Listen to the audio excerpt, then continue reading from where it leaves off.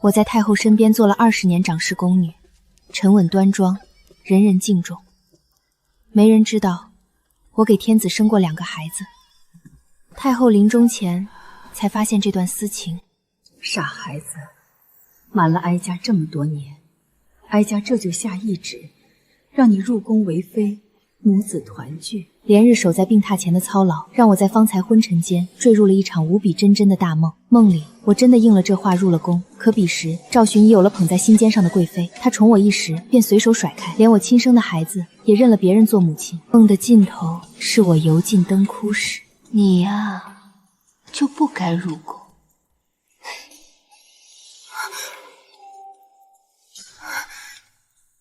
我不想再做她的妃了。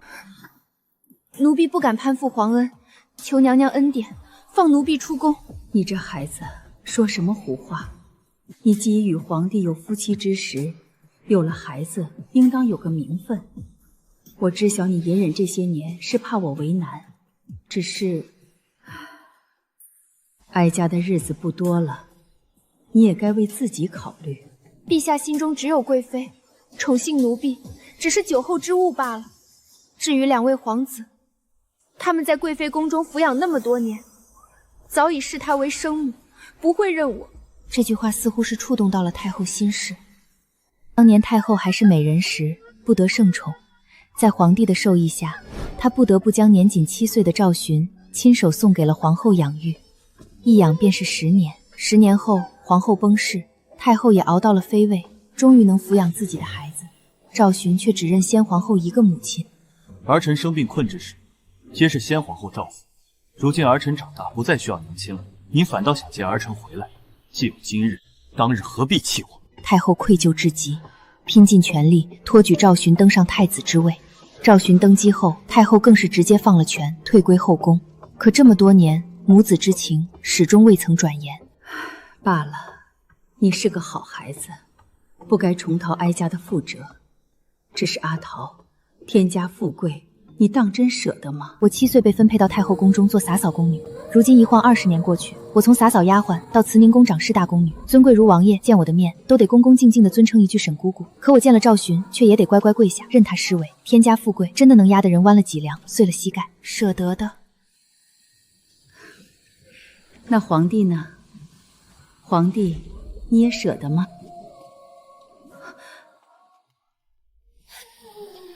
阿桃，你和我一起走吧，娘亲不要我了，我不能再没有你了。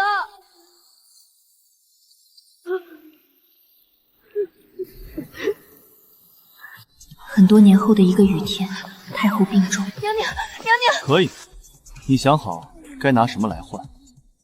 朕很想看看你能为太后做到什么地步。哀家会认你做义女，寻一门富贵又安宁的人家，风风光光的嫁出去。阿桃，你便会顺累美满，夫妻和睦，子孙满堂。你哭什么？难道除了我，你还想过嫁给别的男人？奴婢不敢，求陛下给奴婢一个名分。你既然那么信任太后，便让她来求我。只要她求我，我便给你名分。我知道赵寻想借此折辱太后，太后与我有恩，我不愿让她为难。这件事就此过去，直到贵妃细意刁难，罚我在太阳下跪了3个时辰，我支撑不住，晕了过去。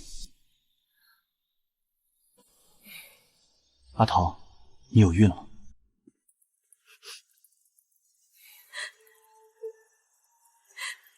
别哭了，贵妃还没有子嗣，你生下这个孩子，便记在她名下。皇权在上，我没有拒绝的权利，只能被关在养心殿后殿养胎到产。太后撑着病体问起，赵寻3言2语的挡了回去。2个孩子一落地，便抱去贵妃宫中。从此，你与他们再无瓜葛。这么多年，一门心思侍奉太后，从无逾矩。直到太后无意从贵妃那里听到了来龙去脉。这种大事，你怎么敢瞒着哀家？若哀家早些知道，无论如何都会给你个名分，必不会让你受这么多年委屈。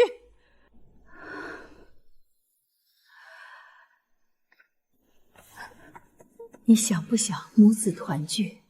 那一瞬间，哪怕不争恩宠，凭着2个孩子在后宫安稳度日也是好的。可我分明记得方才那场大梦里的结局，贵妃是先皇后的侄女，陪了赵寻10年，她们才是真正的郎才女貌、青梅竹马。赵寻给过我宠爱，或许是为了彰显孝道，又或许是因为别的考量。我的恩宠甚至锐过了贵妃，风头无两。可贵妃哪里会善罢甘休，几次3番与我为敌。那2个孩子也极其厌恶我，帮着她来对付我。赵寻知道我的渊源，却懒得去管。他见我只有厌弃，深宫寂寂，尽是搓磨。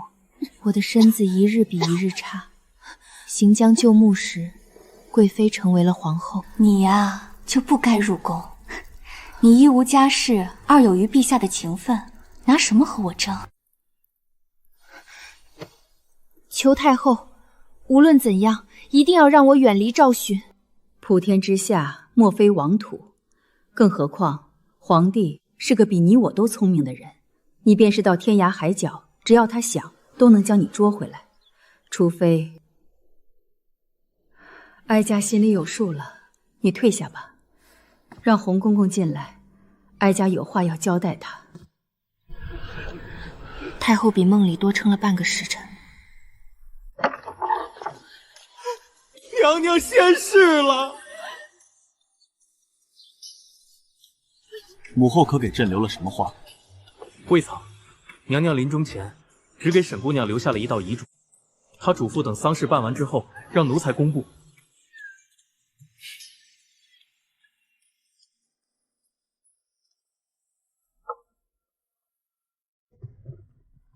想来不久，我就得唤沈姑姑一声姐姐了吧？她不配。哪里不配？母后最疼爱沈姑母了，自然会想尽办法把她往陛下身边送。原来他们都以为我会求太后送我入宫。娘娘明鉴，奴婢绝没有攀龙附凤的心思。你以下犯上顶撞贵妃，从此刻起，你便去太后灵前跪着，一刻也不许离开。我在太后的牌位前整整跪了7日，恍惚间听到2个窃窃私语的声音。这是我们的生母，父皇亲口说的，沈姑姑是我们的亲娘，日后还要抚养我们的。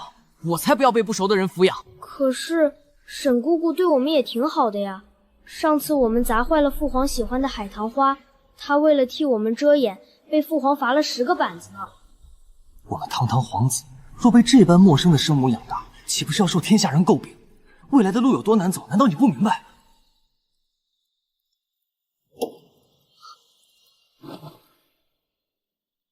你说的好像也有道理。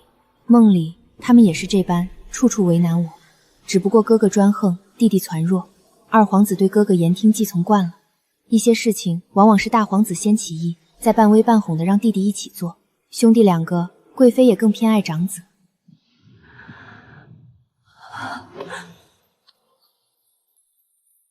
阿桃，阿桃，你为了获得朕的注意，当真是无所不用其极。姑娘，昨夜陛下本是要陪贵妃娘娘用晚膳的，最后却在路过灵堂时发现您晕倒，陪了您一夜。别以为你求太后成了朕的妃子，便可这般肆无忌惮。来日入宫后，你若再这样争宠生事，朕定不会轻饶。事已至此，我知道再怎么解释都没有用。丧事已过，还请公公宣读遗诏。你还真是急不可耐。太后懿旨：宫女沈氏服侍哀家多年，恭敬勤棍，甚得哀家欢心。哀家出殡后，沈氏离开皇城，去守哀家的子陵，非死不得离开。守灵也是极好的，虽然清苦，但起码远离是非之地。难为娘娘油尽灯枯之时，硬为我想了这条出路。还请沈姑娘收拾包裹，即刻随太后棺木出宫。我没什么包裹可带，太后娘娘的体心一直在我这里。今年积累下来的赏赐，大臣进贡的珠玉，那时她说带我出嫁都留给我做嫁妆，后来她先走了一步，这些都被我装进了她的棺椁之中。我进宫时身无长物，如今过了20年，出宫时依旧衣袖空空。太后心疼下人，慈宁宫的宫女的手头也宽裕，几个小宫女凑了些银子，眼泪汪汪的要送给我。我没要，宫中日子太苦，他们比我更需要钱。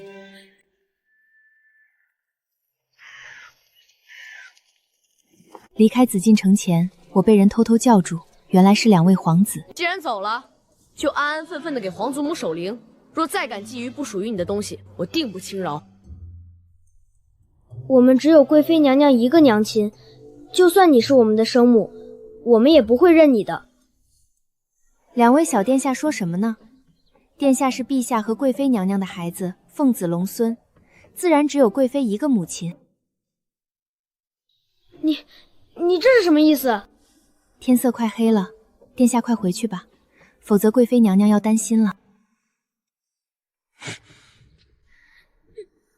我行了个礼，准备离开。既然舍不得，又为何要离开？你刚才这副举动是想利用2个亲生的孩子，让朕亲自开口接你回来，欲擒故纵，你玩得很好。奴婢是真心为太后守灵的。此去皇陵，奴婢已经做好了伴随太后余生的准备。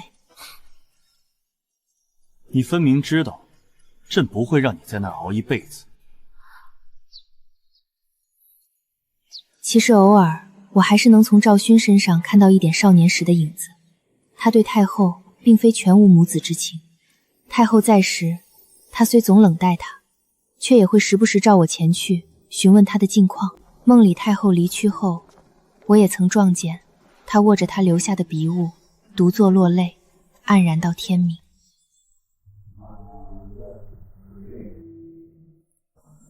若受不住了，便让红锦来找朕。他多虑了，不会有那么一天。妃陵已满，需要工匠扩容，本来几日便能修好的工程，不知为何拖了3周。太后的灵棺不得不停在偏室，好在已经放足了香料，尸体不会腐败。可初春时节，天干物燥，极易起火，是意外还是人为，我不知道。揣摩了半辈子别人的心思，也懒得再去猜。忽然想起来，7岁多年被分配到太后宫中做洒扫宫女，那时的太后还是美人盛世，没有高贵的家世，性格又庸懦，入宫10年始终无宠。怎么了，孩子？是不是被人欺负了？盛美人得知沈桃的母亲去世，哪怕自己手头并不宽容，依旧毫不犹豫地拿出20两银子。那以后我做你娘吧。我成了她的贴身宫女，但大部分精力都用在了赵寻身上。宫里皇子多，总被几个哥哥欺负，受了委屈就扑到我怀里，闷声要我哄。皇后极恨盛美事情，悄悄暗示内务府克扣她冬日的炭火和吃食。盛美人也不怨怼，带着我和赵寻围着仅有的炭火烤地瓜吃。阿桃吃饱了，我也饱了。你怎么对阿桃这么好啊？当然是因为我喜欢阿桃呀。等我长大了，我就给阿桃买好多好多的吃的，让她每天都开开心心的。我要变强大，让没有人可以欺负阿桃。那10年每次相见，他的个子都长高了些，清俊冷峻，不再是无宠的皇子，而是储君的人选。高贵又貌美的表姑娘依偎在他身边，他看着她，满眼爱意。他不会再拉着我的袖子，笑盈盈地唤我阿桃，只会对我冷眼嘲讽，针对刁难。为什么死的人不是你？当真是好人不长命，祸害活千年。如他梦里所愿，我很快就要死了。百官的奏折堆成了山，全是要赵寻遵孝道，重修陵墓。堂堂太后，天子生母，灵棺却无处安放。可赵寻偏偏不理会，他下令让工匠不许动工，一拖再拖。我不懂他为何放着好的妃嫔不当，非要去陵墓里过那活死人的生活。沈桃当年能弃陛下而去，只巴结太后一人，便可知他是贪慕名利、心机深重之人。谁不想成为皇帝的嫔妃？装作什么也不要，不过是想要的更多罢了。是了，以退为进。以前太后用在先帝身上，装作不争不了，却赢到了最后。她的手段我学得了10成10，也用在了她的身上。可惜她不是先帝，不会这般被轻易的蒙蔽。她在等我弯下身子前来求她，届时她便可居高临下的给我个评位，再下令好好修正一遍陵墓，让太后入土为安。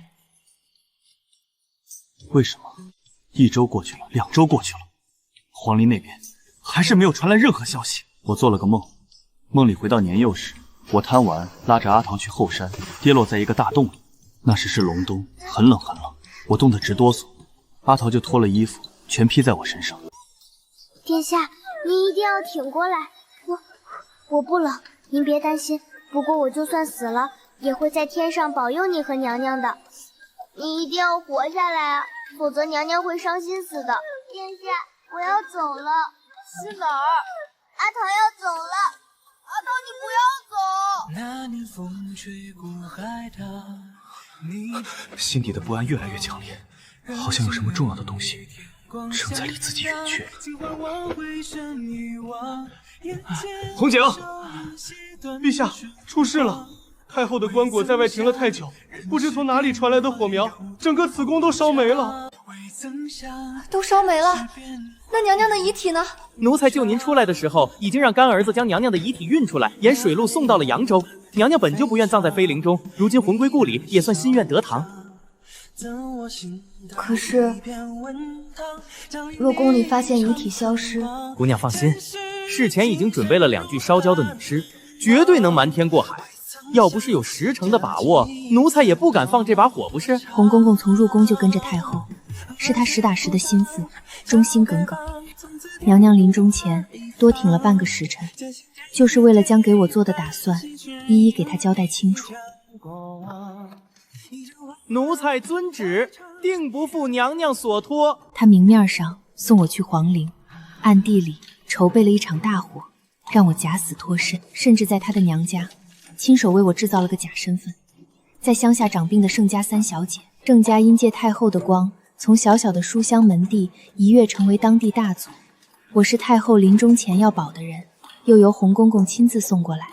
盛家上下都对我极其尊重，再加上太后留给了我许多田地铺子，保证便是有一日我脱离了盛家，也能独自活得很好。娘娘生前最怕的便是你被陛下发现，为保万全，太后特意让奴才花重金请了位神医，改了您的面容，就是为了让您不再担惊受怕。镜子里的少女清秀娇俏，模样姣好，可这分明不是我的脸。娘娘说了，天高地距，任你来去。娘娘待姑娘真是如亲生女儿一般啊！想起娘娘，我又有些伤怀。主君，怎么了？与姑娘无关，是陛下这段时间一直喜怒无常，我们做臣子的不得不提心吊胆。皇陵着火后，陛下亲手挖出了太后遗体，当场昏厥过去。醒来时，他便下旨要追查纵火之人，结果查到了贵妃的头上。陛下可以相信臣妾了吧？真不相信。陛下何须去追查凶手？难道不是陛下执意拖延修建皇陵，才导致太后灵官停滞在外，最后被火灾波及？继续查。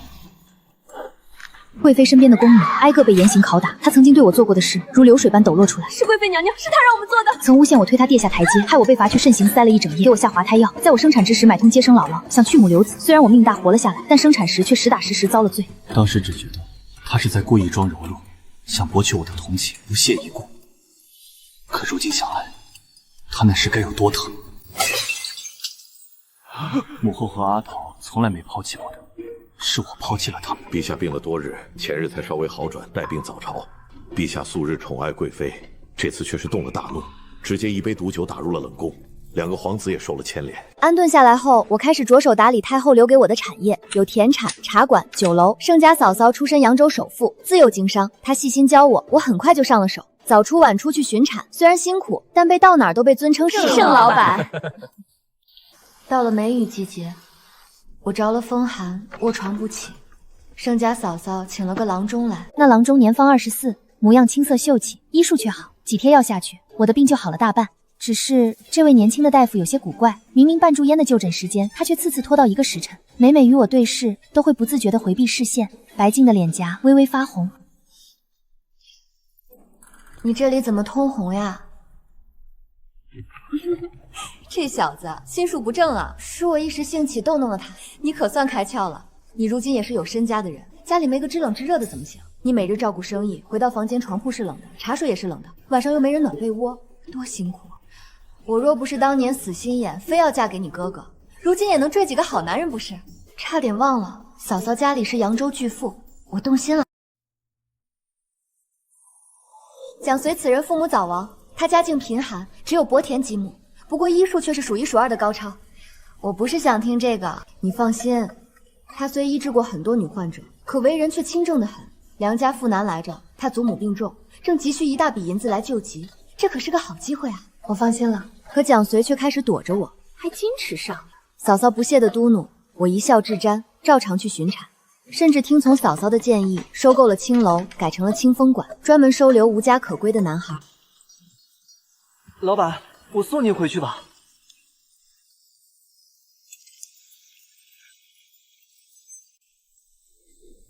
我恍惚了一瞬，很快回过神，摇了摇头，走向马车。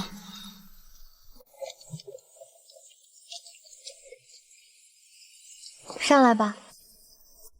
这副隐忍的表情，我最熟悉。曾经，我也是这样屈辱地跪在赵寻的身下，任他戏谑又漫不经心地打量。好孩子，跟着我吧。蒋随是个很合格的赘婿，他白日里正常出门诊病，深受百姓敬重，下午便回家洗洗我的小衣，研究各种食线来调理我的身体。我每日一回家就吃上温热的饭菜，都是我爱吃的。入了夜，他便将自学的招数用在我身上，小心地吻我，眼睛湿漉漉的，小心翼翼。你满意吗？很满意。在我们成亲前，我必须跟你说，我曾经生过2个孩子，生产时被撕切的痛楚，我至今犹记。如果没有意外，以后我不会再有孩子。你的身体底子太差，也确实不适合生育。你放心，我有祖传避子药，我喝就好，你什么都不用做。成亲的第2年，盛家远方旁城出了事，全家只剩一个2岁的孤女。我和蒋随商量，2人最终决定收养这个女孩。想亲你。这么多人呢，小心！我怔怔地看了许久，闭了闭眼，只觉得是个幻影。柔家，快来见贵客。蒋随，你带着孩子先在外面等候。盛家是太后娘家，天子的外祖家，天子南下，微服私访，住在盛府也是理所应当，这对盛家上下都是无上荣耀。盛家主君不知道我的来历，只是善意的想让我在天子面前露个脸，沾一沾光。盛三小姐，朕听过你的大名，一介女流也能在扬州商会做出名堂，很有魄力。他语气越寡淡，我越坐立难安，一说话就完了。陛下过誉了，小女也是自己瞎琢磨的，不过是让人笑话罢了。若不是她近日染了风寒，说不出话，臣一定让她向您赔罪。不算过誉。滨河的酒楼、南门街口的当铺，都是盛三小姐一手创起来的。不过，这些产业都是曾经母后的私产。我心里一惊。陛下，您忘了，太后年幼时被盛三小姐的父母照拂过，太后知恩图报，特意嘱咐了要把自己的财产要留给盛三小姐做嫁妆的。如今盛三小姐已经坠了夫婿，这份财产自然要留在自己手里了。原来如此，朕会补一份新婚贺礼。赵寻在盛府这段时间，我称了病，鲜少出门，可还是与赵寻碰见了。盛三小姐，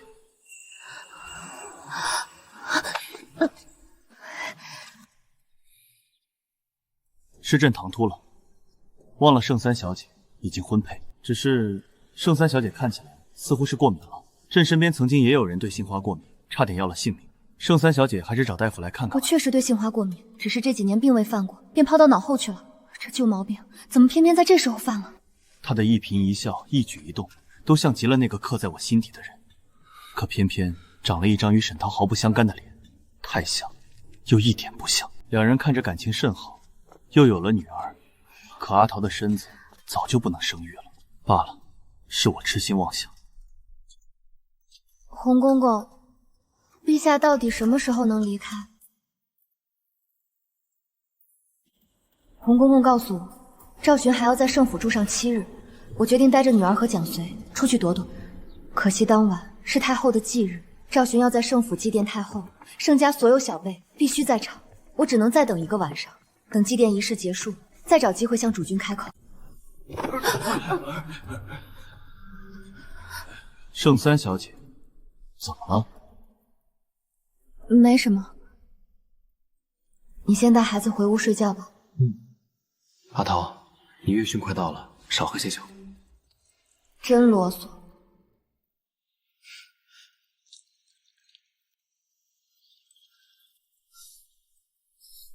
圣三小姐，见笑了。朕喝醉了酒，头晕恶心，一时间找不到回房的路。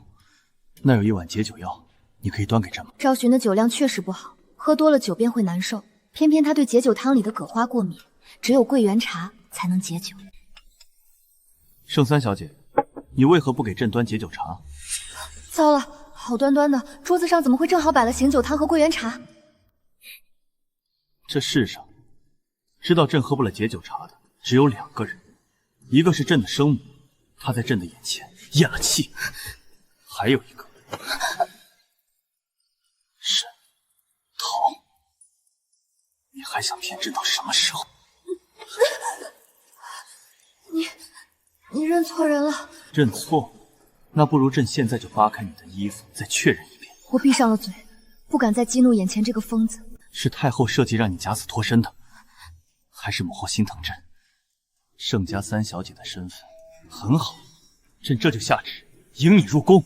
你想要什么位分？妃、贵妃，还是直接封后？我就知道。陛下若想要我的命，便收我入宫。你什么意思？我已经成亲了，夫婿和孩子都是我的命。我知道此刻不提蒋随才是对他最好的保护，可事已至此，我只能赌一把，赌赵寻的良心。他在位多年，是个明君。你爱上他了？我不知道怎么回答，只能沉默。哼，你爱上别人了，那我呢？阿桃，你不爱我了？你怎么能不爱我呢？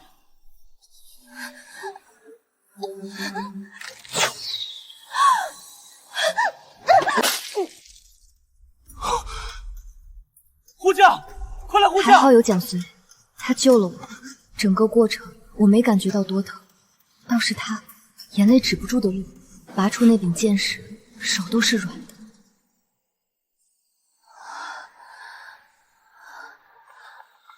我不管你是谁，他死了，我会拉着你一起死。你有什么可得意的？他为我挡过剑，为你挡过吗？他给我生过2个孩子，给你生过吗？我和阿桃相伴多年，他爱我如命。原来那个人是你。可惜蒋随再硬气，也没扛过皇权，最终还是赵训霸占了我。阿桃，是朕错了，朕不该依稀你和母后，不该这么对你。朕当年初到皇后宫里，夜夜难眠，怕她会害朕。朕每夜都害怕母后再生一个孩子，你们会只爱那个孩子而不要朕了。母后已经死了，你不能再离朕而去了。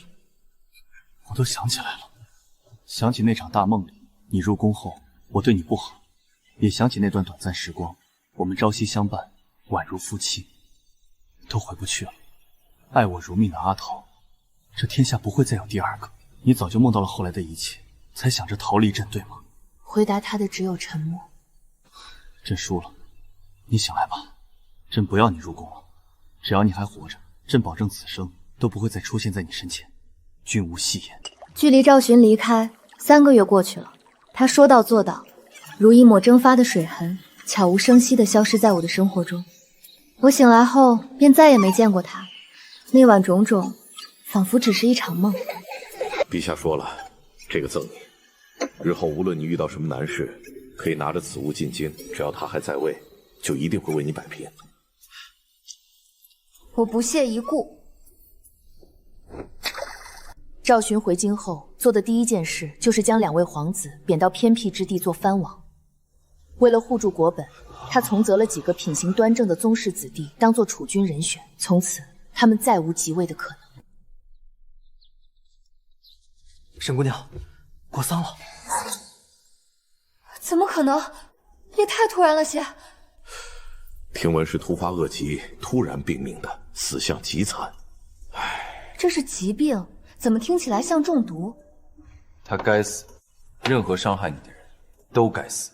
当初我中箭，大难不死，醒来时他喜极而哭，眼神也是这么冷。真是可惜，赵寻去地下孝顺太后了，他再也不会出现在我面前。所有怨恨、不堪、狼狈的过去，一同随他埋入地中。真好。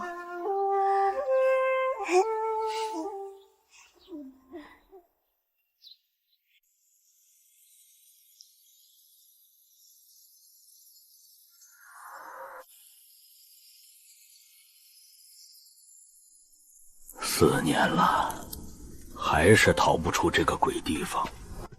殿下，该喝药了。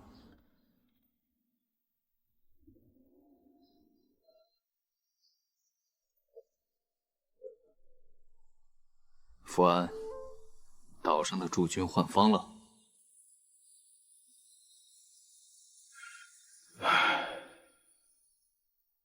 殿下怎么知道？昨日我去集市，看到几个生面孔的兵丁，操着北边口音，身上的甲胄是新的。新帝这是不放心我，往琼州加兵了。殿下，您就安安生生过日子吧。这地方虽苦，好歹有命在。您看看二殿下，至今下落不明，生死未卜。别跟我提他，赵佑那个软骨头，跑得倒快。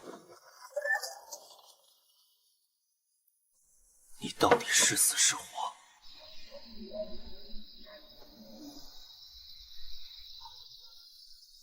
那个总是跟在我身后喊皇兄的弟弟，你到底在哪里？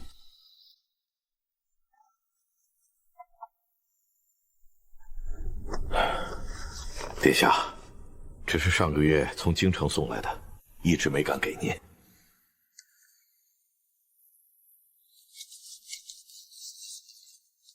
先帝临终前见过盛家的人，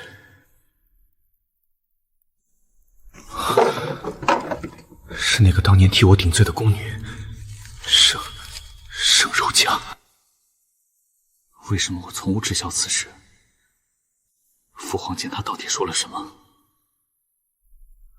福安，你听说过盛柔嘉这个人吗？好像听说过，是太后娘家的远房侄女。听说在扬州做生意做得很大。沈涛、盛柔嘉，这之间一定有联系。我要去扬州查清楚。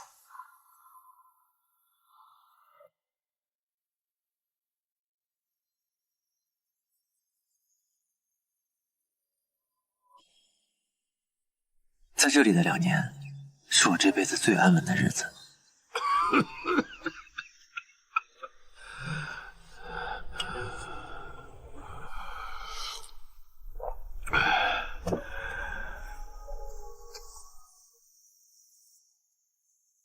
你拿着这个去找那个人。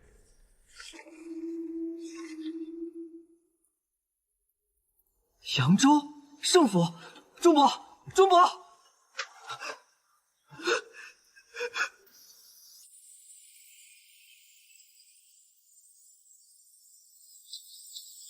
钟伯，我一定会找到那个人，然后回来看你。扬州还有多远？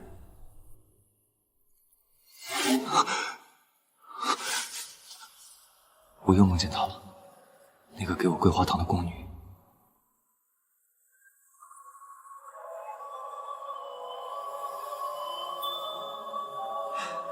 扬州，我来了。这里就是圣府吗？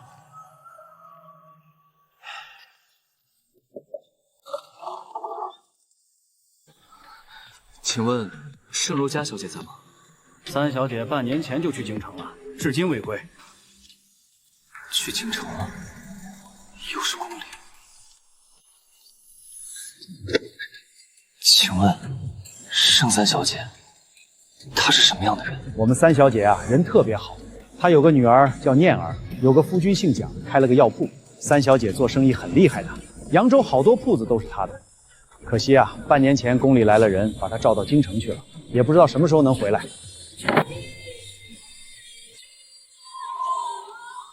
我走了3个月，是来晚了。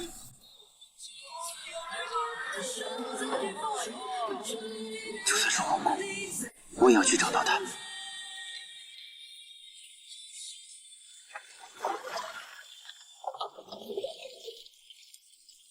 琼州，我再也不会回来了。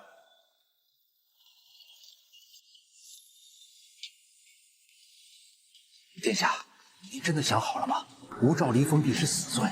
我顾不了那么多了，我必须查清楚是娄家的身份，还有父皇临终前到底说了什么。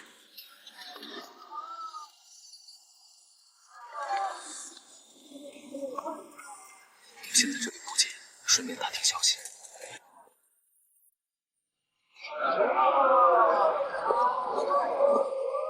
那个声音，这味药是黄连，性寒，清热丧湿，泻火解毒。你记住，用量不可过3分，否则伤胃。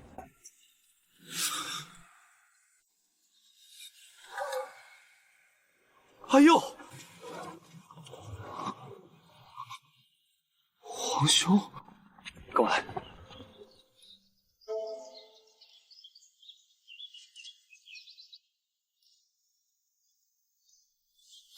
你跑哪儿去了？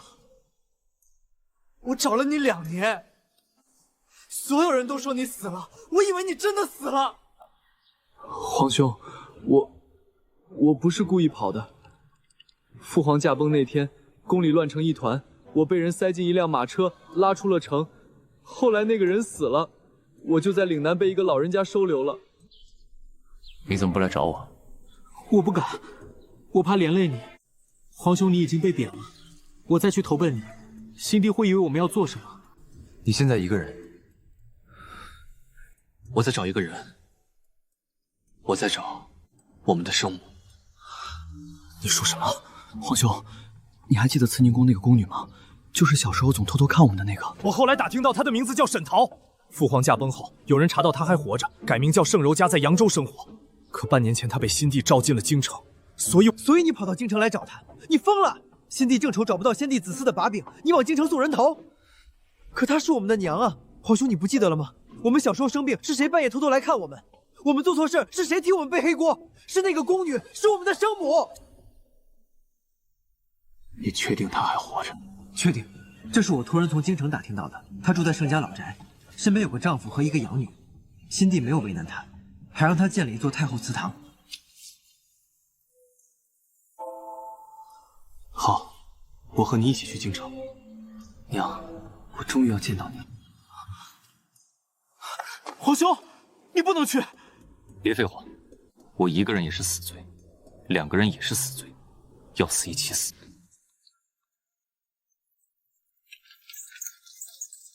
他会是什么样子？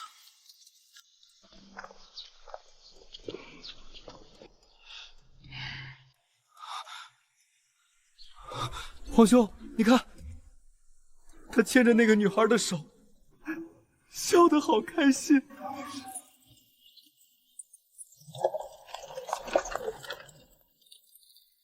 他过得很好，可我们呢？走吧，找个地方住下。我要查清楚，新帝对他到底是什么态度。如果新帝只是把他当一颗棋子，我就带他走。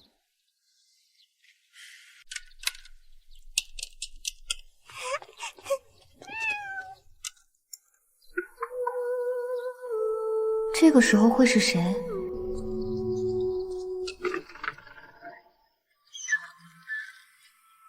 您是圣三小姐？是我。你是谁？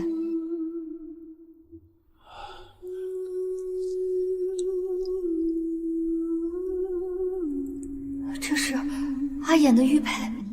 我是大殿下身边的人，大殿下和二殿下都到了京城，想见您一面。城东的兴隆客栈天字号房，明日下午酉时。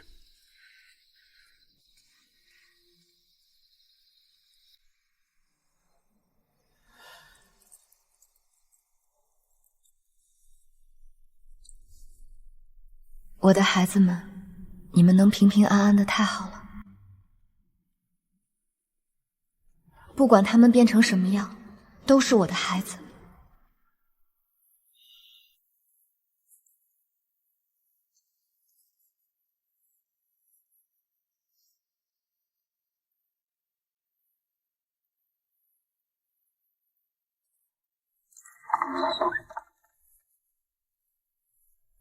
娘，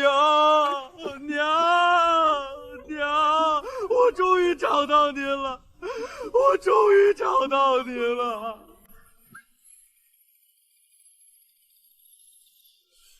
起来，快起来，地上凉。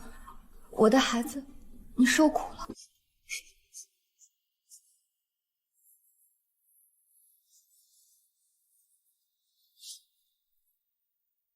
阿言，阿言，让娘看看你。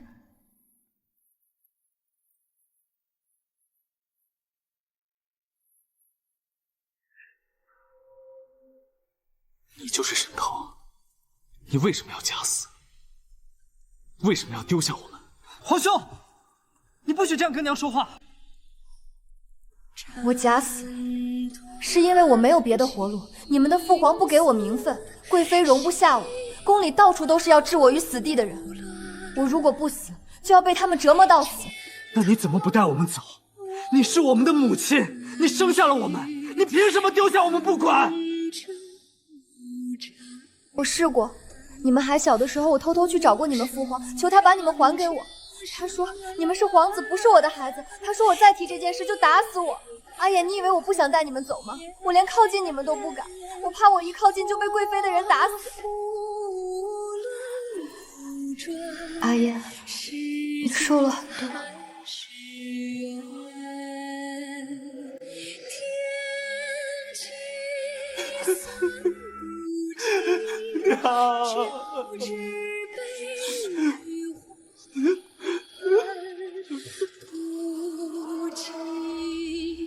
你现在住在盛家，心地知道你的身份吗？知道。他看过先帝的起居志，什么都清楚。但他没有为难我，还让我见了太后祠堂。不能信，皇帝的话没有一句能信。他现在不动你，是因为你还有利用价值。等哪天你没有用了，或者他有了新的顾虑，你的死期就到了。皇兄，你有办法吗？我有一个计划。琼州的驻军换防后，新来了一个副将，是我从前在东宫时的旧部，他对我忠心耿耿，愿意助我一臂之力。起义。你疯了！我没疯。琼州虽然偏僻，但地形易守难攻。我手上有1000兵马，加上旧部暗中策应，可以拿下整个琼州府。然后我以先帝长子的名义，号召天下秦王，讨伐新帝篡位之罪。阿言，你听娘说，这件事不能做。你不是新帝的对手，他手上握着天下兵马，你那1000人连给他塞牙缝都不够。你起义就是送死。那你要我怎么样？在这里苟延残喘一辈子，在琼州那个破地方等死啊？我这一辈子，从小被人欺负，长大被人利用，最后被人一脚踢开，我活得像条狗，我不甘心。娘，我不是来征求你同意的，我是来告诉你我的计划。如果成功，我会让你光明正大的成为太后，让全天下都知道你是先帝的皇后。皇兄，你听娘的吧，起义太危险了，会死很多人的。你懂什么？你只会躲。当年父皇驾崩的时候你躲，现在我谋划大事你也躲，你一辈子就只会躲。我不是躲，我只是觉得杀人不能解决问题。你杀了新帝，还有下一个新帝，你杀得完吗？我们可以走，走得远远的，去岭南，去云南，去没有人认识我们的地方。娘已经走了，我们也可以走。阿言，你听娘说一句，娘在宫里待了20年，见过太多争权夺利的事。你父皇做了20年的皇位，他快活吗？他不快活。他每天要看几百本折子，要和满朝文武斗心眼，连睡觉都要提防有人害他。最后他死的时候，身边连一个真心的人都没有。那不一样，我比他强。你和他一样，你们流的是一样的血，骨子里是一样的倔。可你要知道，坐上那个位子不是终点，是另一个深渊的开始。你会在那个深渊里慢慢变成你不想变成的人。娘不指望你一下子想通，但你要答应我一件事，在我去见新帝之前，不要有任何行动。你去见新帝，你要做什么？我要去问他，到底想怎么处置你们。如果他肯放过你们，我愿意放弃在扬州的一切，带你们离开京城，永远不再回来。娘，我跟您一起去。不行，你不能露面。你是先帝的儿子，新帝如果知道你还活着，不会善罢甘休。阿言，娘等你回心转意。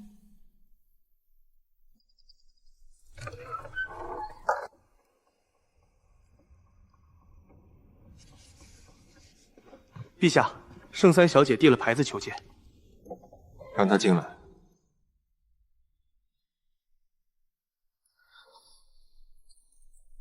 陛下，民妇有一事相求。坐吧。你这会儿来是有急事？民妇的2个儿子如今都在京城，大皇子赵衍，二皇子赵佑，他们想见民妇，民妇已经见过了。朕知道，赵衍从琼州坐船北上，在广州府上了岸。赵佑从岭南一路走到了扬州，这些事朕早就知道了。朕没有抓他们，是因为朕想看看他们想做什么。圣三小姐，你那个大儿子可不太安分，他在琼州招兵买马，联络旧部，还想策反驻军副将。这些事，朕也知道。朕没有动手，是念在先帝的情分上。先帝临终前嘱咐朕照顾好先帝的后人，朕答应了他。可如果先帝的后人想要造反，朕就不能再客气了。民妇求陛下一件事，给民妇3天时间，3天之内，民妇一定劝住赵衍，让他放弃起义。如果他执意不听，民妇会亲手绑了他，送到陛下面前。你舍得？不舍得，可他是我生的，我不能看着他去死。他造反必死无疑，我绑了他，他还有一条活路。求陛下开恩，饶他一命。民妇愿意用自己的一切来换。这道手谕免赵衍死罪，但他必须终生幽禁，不得离开幽禁之地半步。至于赵佑，朕不会为难他，但他不能留在京城，也不能回扬州。天高地远，随他去吧。去吧，3天后，朕要看到结果。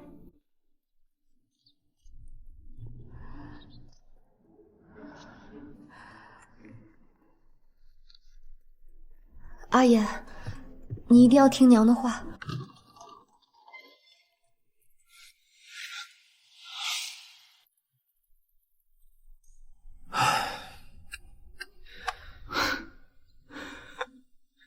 免死，幽禁，还不如让我死了算了。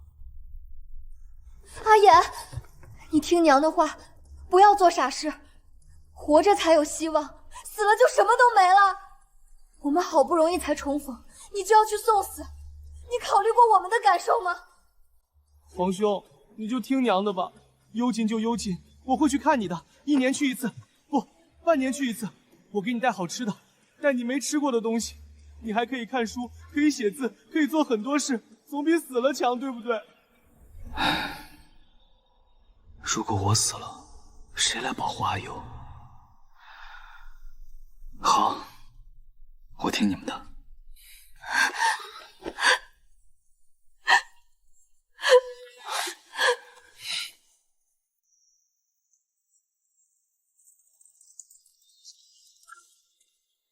娘，阿佑，你们好好的。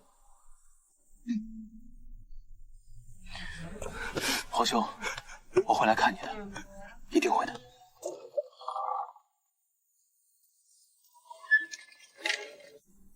娘，阿佑，对不起。就这样吧，至少他们都好好的。娘，您别担心我，我会做饭，会采药，会照顾自己。你有空了就来看我，我给您做好吃的。你长大了，阿佑。我本来就不小了，娘，你也要好好的，对蒋叔叔好一点，别总欺负他。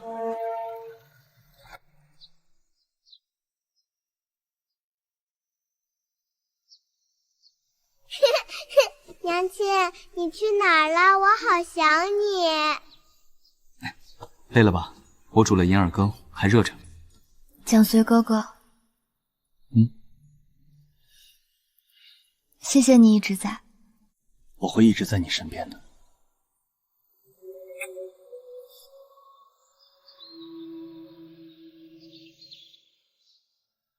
谢谢赵大夫。这样的日子真好。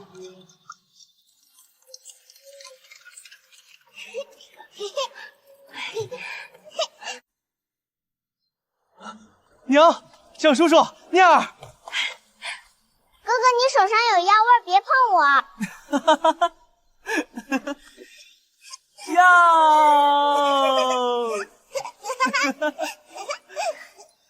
这就是圆满了吧？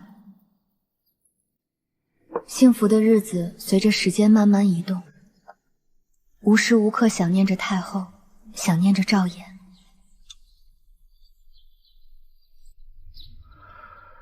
时隔多年，又想起了太后的话。太后没有说错，我必会顺累美满。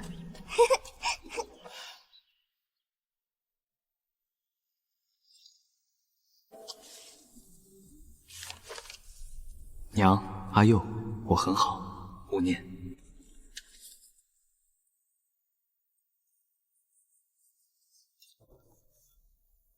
娘，我很好，勿念。我都很想念大家。娘，下次什么时候来？秋天吧。秋天凉快，我给你带扬州的桂花糕。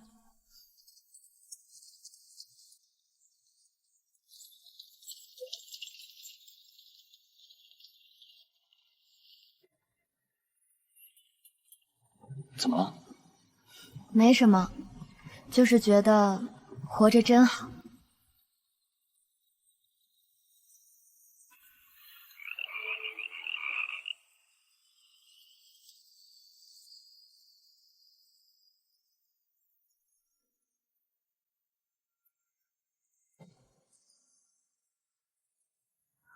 无论前方是什么，我都不再孤独，因为身旁有了这么多陪伴我的人。此生未尽的孝道，来世再报答吧。如果能重来，我绝对不会离开你。